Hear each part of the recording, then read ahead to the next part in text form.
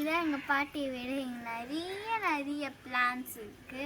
அதை தான் நம்ம பார்க்க போகிறோம். அதுவும் எங்கள் பாட்டி வீடு எப்போ கட்டப்பட்டதுன்னு பார்த்தீங்கன்னா 1996 கட்டப்பட்டது. அது ரொம்ப பழமையானது ஃப்ரெண்ட்ஸ். இப்போ நெக்ஸ்ட் என்ன பேச போகிறோம்னா பிளான்ஸை பற்றி தான் பேச போகிறோம். வாங்க ஃபர்ஸ்ட் இந்த பிளான்ட்டை பற்றி பேசலாம். இது ஜாஸ்மின் பிளான்ட். இது நல்லா வாசனையாக இருக்கும். இது இன்னும் பூக்களை இப்போ தான் வச்சுருந்தாங்க.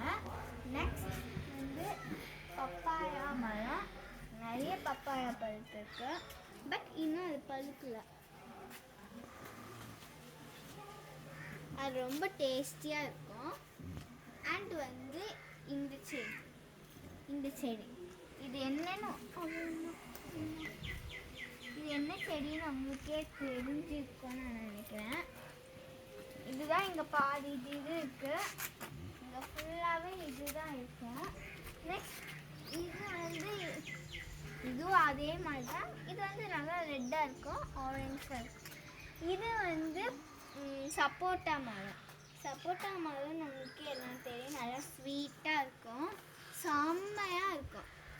அப்படியே போனீங்கன்னா அதே நிறைய பிளான்ஸ் சொல்லியிருந்தாங்கல்ல, அதுதான் இருக்கும். நெக்ஸ்ட் இது என்னென்னா இது என்னன்னு பார்க்குறீங்கன்னா, எனக்கு இதோட பேர் தெரியாது, ஆனால் இந்த பாருங்க நல்லா இருக்கா பூ. யா நெக்ஸ்ட் தூக்கணாக்குருவி வீடு இருக்குல்ல, அதை மேலே பாருங்க நிறைய தொங்கும். இதெல்லாம் சென்னையில் எங்கேயுமே பார்க்க முடியாது. இங்கே தான் மோஸ்ட்லி நிறைய வீடு. இங்கே ஃபுல்லாகவே இதுதான் இங்கே இருக்கும். இங்கே பார்த்தீங்கன்னா இங்கே கூட வீடு கட்டிருக்கு.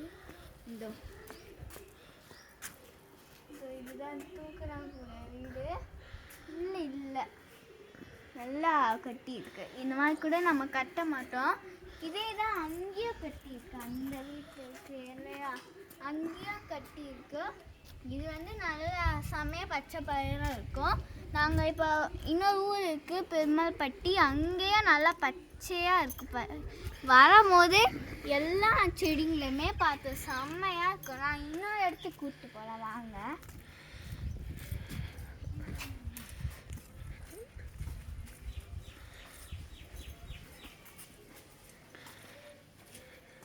இது இந்த நடுவில் போகிறது கத்தாழை செடி. இதுதான் இருக்கும் மணி பிளான்ட்னு இது சொல்லுவாங்க. நெக்ஸ்ட் பச்சை மிளகாய் செடி தான் இது. ரெட்டாக சிவப்பாக இருக்குது பாருங்க ஃப்ரெண்ட்ஸ். இங்கே பார்த்தீங்கன்னா இதுவும் நிறைய இருக்குது. நெக்ஸ்ட் இது மல்லிகைப்பூ செடி. இந்த மல்லிகைப்பூ இருக்குது இல்லையா, இந்த மல்லிகைப்பூ செடி எவ்வளோ அழகாக இருக்குது பார்த்தீங்களா. இது நல்லாவே பூத்துருக்குது. இப்போ தான் இங்கே நிறைய மழை பெய்யறதுனால நம்ம தண்ணியே ஊற்ற தேவையில்ல, அதுவே ஊற்றிக்கும் மழையே. இது கொய்யா மரம் இங்கே இருக்குது பாருங்க ஃப்ரெண்ட்ஸ். இந்த கொய்யா மரம் இன்னும் கொய்யா காய்க்கல. கொய்யா மரம். நெக்ஸ்ட் வெத்தலை அங்கே இருக்குது பார்த்தீங்களா, ஃபுல்லாக கட்டி இருக்கு பாருங்க, வெத்தலையாக இருக்குது, வெத்தலை செடி. நெக்ஸ்ட் அங்கே உள்ளே போனோம், பட் நம்ம அங்கே போக முடியாது.